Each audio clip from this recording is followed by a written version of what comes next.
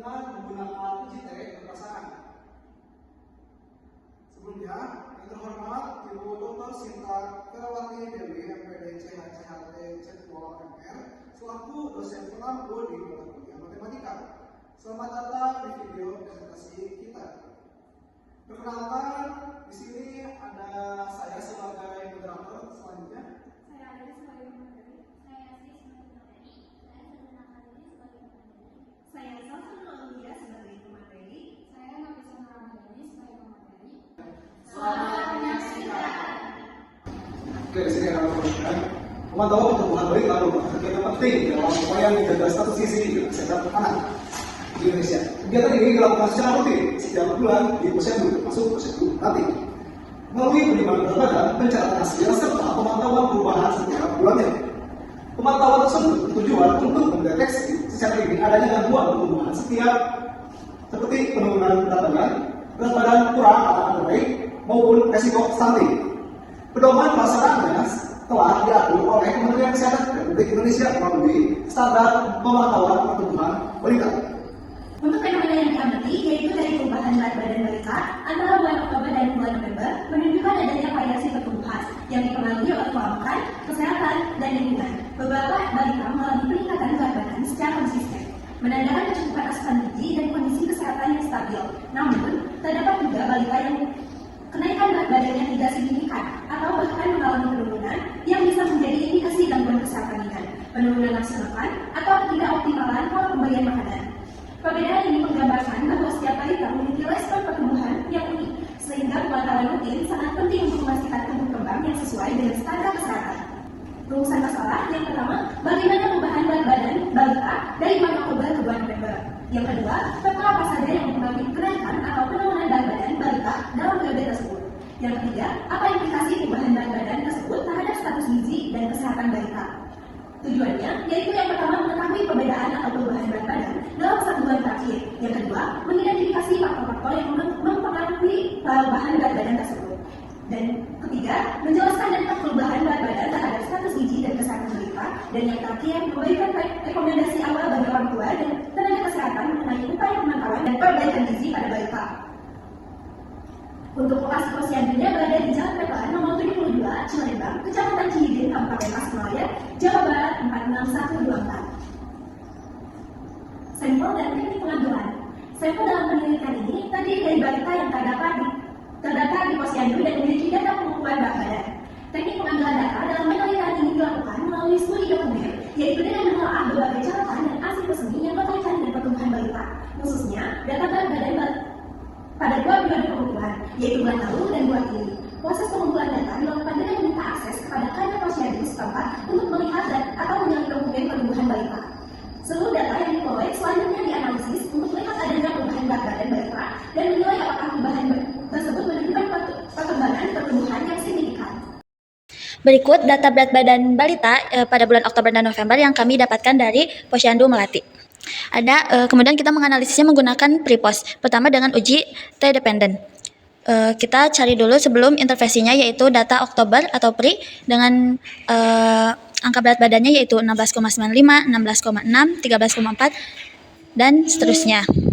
Kemudian jumlah datanya dari semua ini ada 1, 2, 3, 4, 5, 6, 7, 8, 9, 10. Jadi jumlah data atau N-nya ada 10. Kemudian kita cari rata-ratanya dengan rumus total nilai dibagi N.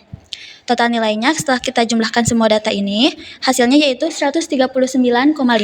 Dibagi N, dibagi 10 sama dengan 13,95. Kemudian kita cari simpangan baku dengan rumus sebagai berikut. Nah, setelah kita tahu rumusnya, kita masukin semua angka-angka ini, data ini ke rumusnya. Kayak contohnya XI 16,95 dikurangi rata-ratanya yaitu 13,95, kemudian dikuadratkan. Setelah semua data satu persatu dikuadratkan, kemudian kita jumlahkan dengan hasil seperti ini. Nah, yang bagian N-1-nya, N-nya kita masukkan 10 kurang 1, hasilnya 9. Setelah dijumlahkan semua ini, hasilnya yaitu 28,65. Dibagi 9 yaitu akar 3,183 sama dengan 1,784. Kemudian kami bulatkan dengan 2 angka di belakang koma yaitu 1,78. Kemudian yaitu data sesudah intervensi, yaitu data bulan November atau POS. Datanya yaitu 17,6, 16,5, dan seterusnya. Sama seperti tadi, jumlah data atau N-nya yaitu ada 10. Kemudian kita cari rata-ratanya, yaitu total nilai dibagi N. Setelah data semua ini dijumlahkan, hasilnya yaitu 14,385. Kemudian dibagi dengan 10, hasilnya yaitu 14,39. Kemudian kita cari simpanan bakunya dengan rumus sama seperti tadi. Rumusnya yaitu ini. Dan kita masukkan semua data ini ke dalam rumusnya. Seperti 17,6 dikurangi rata-ratanya yaitu 14,39 dan dikuadratkan. Begitupun dengan data seterusnya. Kemudian dijumlahkan dari semua ini dan dibagi dengan N-1 dengan N yaitu 10. 10 minus 1 yaitu 9. Semua data ini dijumlahkan, hasilnya yaitu 26,22. Hasilnya yaitu akar dari 2,913 sama dengan 1,706 dan kemudian dibulatkan dengan dua angka di belakang koma yaitu 1,71. Selanjutnya yaitu kita menggunakan aturan empiris. Untuk sebelum intervensi yang pertama dengan rentang kurang lebih 1 dikali S. Dengan S yaitu simpangan baku. Kenapa di sini kita menggunakan S? Karena kita hanya menggunakan sampel, yaitu datanya kurang dari 50. Dengan rumusnya, rata-rata dikurang 1 dikali S dan rata-rata ditambah 1 dikali S. Rata-ratanya tadi 13,95 untuk data sebelum intervensi, rata-rata. Dikurang 1 dikali S-nya, setelah kita cari tadi 1,78. Di sini dikurang, yang di sini ditambah. Hasilnya yaitu 12,17 dan 15,73. Yang berarti rentangnya yaitu 12,17 sampai 15,73. Dan data yang berada dalam rentang ini tuh yaitu 12,5, 12,85, 13, 13,4, 13,95, 13,95, dan 15. Yang berarti ada 7 data dari 10. Jika dipresentasikan hasilnya itu 70% dari yang seharusnya 68%. Yang berarti menunjukkan data sebelum intervensi itu memiliki pola yang mendekati distribusi normal. Selanjutnya yaitu sesudah intervensi dengan rumus rentang plus minus 1 kali S. Ini rumusnya, kita masukin semua datanya ke sini, terus hasilnya 12,68 sampai 16,1. Data yang berada dalam rentang ini adalah 12,8, 12,95, dan seterusnya. Jadi 7 dari 10 data adalah 70% dari yang seharusnya 68%. Hal ini menunjukkan data sebelum intervensi memiliki pola yang mendekati distribusi normal. Selanjutnya kita amati pola sebaran. Data sebelum intervensi kita urutkan dulu dari yang terkecil, yaitu 11,3, 12,5, dan seterusnya. Nilai minimumnya yaitu 11,3, nilai maksimumnya yaitu 16,95.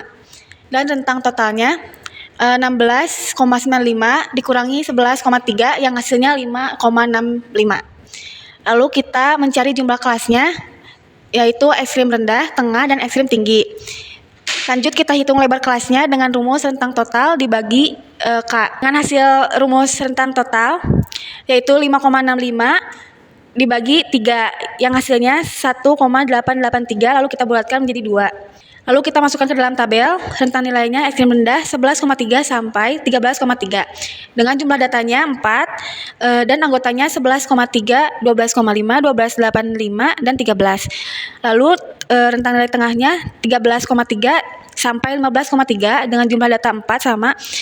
Lalu anggotanya 13,4, 13,95, 13,95, dan 15. Lalu ekstrim tingginya 15,3 sampai 17,3 dengan jumlah datanya 2, anggotanya 16,6 dan 16,95. Pola sebaran belum di tengah tapi cukup menyebar. Lalu kesimpulan uji normalitasnya berdasarkan aturan empiris dan pola sebaran manual kedua kelompok data. Yang pertama, tidak memiliki outlier ekstrim.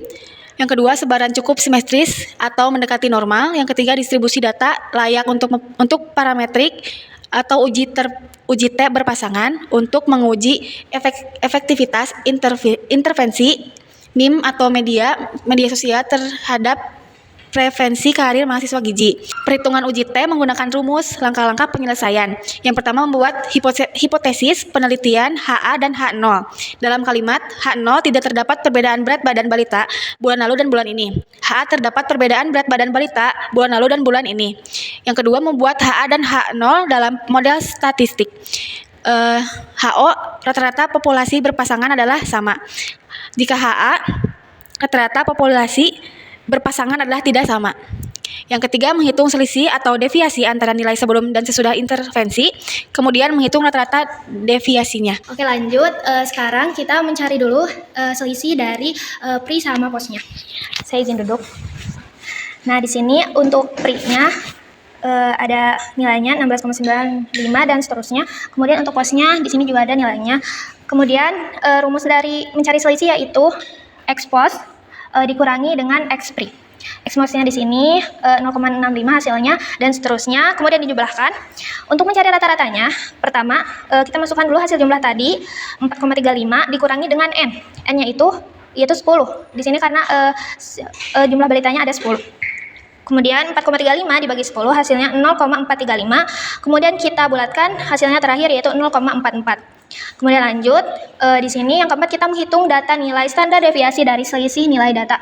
Kita masukkan dulu rumusnya, kemudian kita masukkan nilai datanya dikurangi dengan rata-rata. Nilai datanya di sini yaitu selisih yang telah kita hasilkan tadi dipangkatkan 2.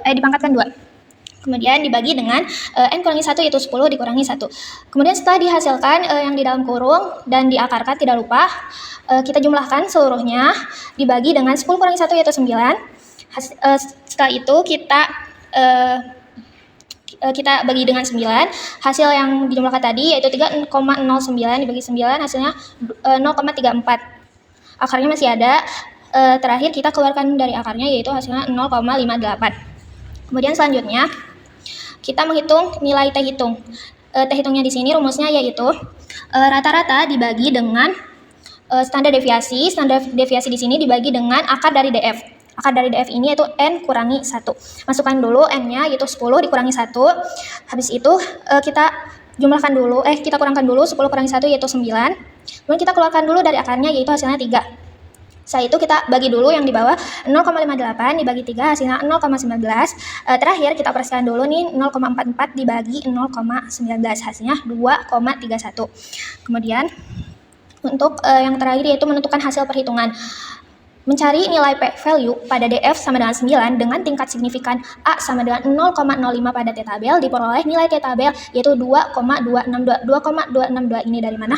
Yaitu dari DF-nya yaitu 9. Di sini kita pakai yang totals. Kenapa yang totals? Karena dari tugas yang Ibu berikan yaitu tidak mencari lebih dari atau banyaknya yang mana dan kurangnya yang mana. Jadi kita pakai totals karena mencari pengaruhnya. Itu hasilnya 2,262. Di sini A-nya 0,05. Selanjutnya ada perhitungan uji T menggunakan rumus. Di sini hasil perhitungannya menunjukkan 2,31 lebih dari 2,262. Karena nilai T hitung lebih besar dari T tabel, maka ditolak, yang berarti terdapat perbedaan yang signifikan.